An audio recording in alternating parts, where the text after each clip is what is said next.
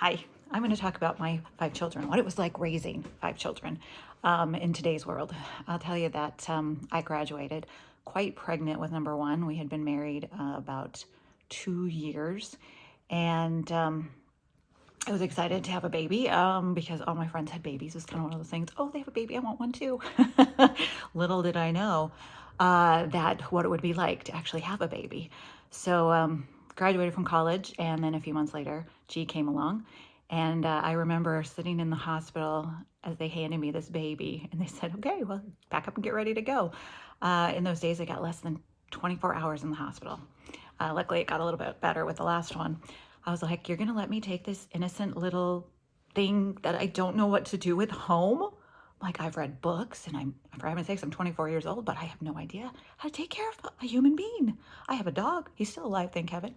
So I took this little guy home, and it changed my life completely. Of course, when he was pretty little, he had some issues with milk, and so I tried to nurse, but he just didn't like being held close. He wanted to sit in a swing, have the bottle propped, which kind of upset me because I was like, well, a good mom can't possibly prop a bottle. She must hold them and nurse them. That's what a good mom does. And so I kind of had this, like, oh my gosh, something's wrong with me. What's wrong? And so I wasn't able to nurse him, but we put him on some formula, and he would projectile vomit the formula over my shoulder when I would try to burp him. So we're like, okay, so that's not going to work. So I went on a non-milk based formula, and that seemed to work much better. But about 6 weeks after he was born, I went into a major depression. Now, I sometimes think it's because I thought I wasn't a good mom, but now I look back and I think it was postpartum depression. It was absolutely awful. Were one of the worst experiences of my life. I honestly didn't want to hold him, have anything to do with him. I didn't even want to get out of bed in the morning. I wanted to sleep all day. And when I did hold him, I was scared I would hurt him. So I told my husband, I said, you can't leave me alone with a baby. And he's like, what do you mean? I go, I'm scared I'm going to hurt him. I said, I have these visions of throwing him off the balcony. He's like, what? I said, yeah. And I'm scared to tell anybody because I think they'll lock me up and then they'll take my baby away. But a friend of mine said, no, that's postpartum depression. I think, you can get some help. I was still very scared to get any help. And I must admit, I really didn't get help.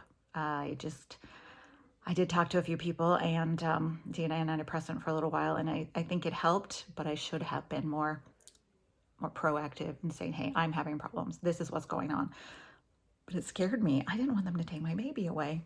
At the same time, I didn't want my baby, so it was very strange. But we got through that, and then we moved to where we live now, and we bought a house. And I always joke around with G because I'm like, yep, we bought you a house because we moved in on his first birthday. So we had a little house. And I know people are like, you bought a house. Now, this was almost 30 years ago. But we also bought a HUD house, and it needed a lot of work. It had been kind of taken apart by the last owners because they had lost it to the bank. And so we paid a whole $26,000 for our 3-bedroom, 2-bathroom house. We did put a lot of work into it, though, but we were lucky because 2 years later, we were able to sell it for close to $50,000 when we moved to Iowa because my husband's job transferred us to Iowa. But then number two came along right before we went to Iowa, and he was so much easier. He wanted to cuddle, he wanted to nurse, he wanted to be held. It was like a different experience, and I didn't go through postpartum depression, but at 6 months, I did go through mastitis, which has to be almost the second worst thing to go through physically. I was so sick and running such a high temperature. I said, I can't go to the doctor. David's like, we got to go to the hospital. I said, I can't. I'm too sick. I can't get out, go to the hospital. Well, when I finally got there, they did give me a bunch of shots, and then every day I had to go back for a week and get more shots because I'd let it. It went so fast. I just wasn't feeling good Friday night, and by Saturday I was extremely ill. So there's number two. And I was like, why would I ever want to do this again? This is insane. First, postpartum depression and baby who doesn't want to be held. Second, I get mastitis, and I'm like, this is crazy. I'm putting my body through all this torture. But number three, we decided on number three, and he came along 3 years later, and his birth was the easiest of all of them. I was like, wow, that was simple. And then I thought, well, we're good. We have 3 beautiful, healthy boys. This sounds like a perfect family. And at the time I was able to stay home. I had quit my job about 7 months into my second my second son's life. And so I was able to stay home with all three of them, which was a great blessing. I was doing a little bit of taste panel for the big company we have here, where we go in and we would taste some foods and see how they were, so they know whether they were could taste the sugar or the salt or the if anything was too strong. And it was a fun job, very very part time, but I enjoyed it, and it let me out of the house sometimes. And then when G was in first grade, he had pneumonia. And I had gone in every day. Every day we'd gone to the doctor, and they kept telling us, it's just a flu, it's just a flu. Finally, went in and saw a different doctor. And he did an x-ray, and he says, one of his lungs is almost completely full. The other one's half full. We need to put him in the hospital. So they put him in the hospital. And then he broke out in a huge rash when they put him on the penicillin. So then someone had to sit by him in the hospital, and it was just a huge craziness. But they said to me when they went to do the x-ray, they said, yeah, we need you to come in and hold him. I said, sure. They go, is there any chance that you could be pregnant? And I'm like, no, I have an 8-month-old. Of course I'm not pregnant. And then I thought for a moment more, and I went, oh no, I might be. I was like, oh my gosh, I've been so busy, I didn't even think about it. And I was pregnant again.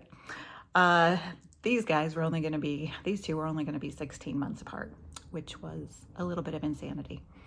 But my only daughter, she came along in between two of my boys. Most of my boys are about average 2.5 to 3 years apart, and she came in between. And then 21 months later, we had our last, and JT, another boy, so 5 boys, 1 girl.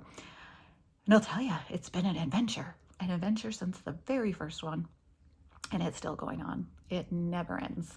They may be getting older, but I enjoy them probably more than when they were little. No more vomit, no more diarrhea, no more diapers, no more of that stuff.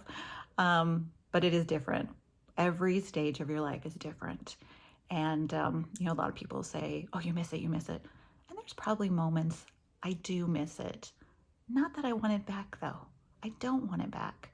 I enjoy going forward. I've enjoyed and not enjoyed every stage of my life. But I don't think you necessarily want to go back. Sure, you miss those moments when you are their world and their world revolves around you and your world revolves around them. Of course you miss those moments. But then they go to school, and then they make friends, and then you go to activities, and they do sports and music, and you go to their activities and you see them grow, and you're just so excited and proud for all the things they're doing. It doesn't mean it's not better or worse. It's just different. And life is just different in every stage. And I look forward to the next stage. I look forward to someday maybe even being a grandma. I don't think any of my kids are really in that area right now. I don't know. But someday I hope to be a grandma. And it's been a wonderful life. And I would encourage all of you out there, if you're thinking of having children or not having children, that you should go for it. Of course, you're going to laugh when you do, because most of us are sitting in a really ice cold pool begging you to jump in because it's so great. And when you do, you're like, wow. But it is great. It actually is great. Having my 5 children has been a wonderful experience, one that I would not want to give away or give back or not do at all. I was like, when we had our 3 boys, I was like, we're good. We don't need any more kids. But when JT came, I knew that was it. We were now finished, and this was our family. And it's been a really wonderful experience. And now they're gone, and they're all on their own. Number 30 at the top, number 21 at the bottom. They keep coming back and forth, so empty nest doesn't stay empty for very long. My daughter just graduated, and now she's back until she goes off and decides what she's going to do. But hey, thanks so much for stopping by, and I would love to hear about your experience and your family and how it went for you, and the hardships and the joys. Have a wonderful day. Bye.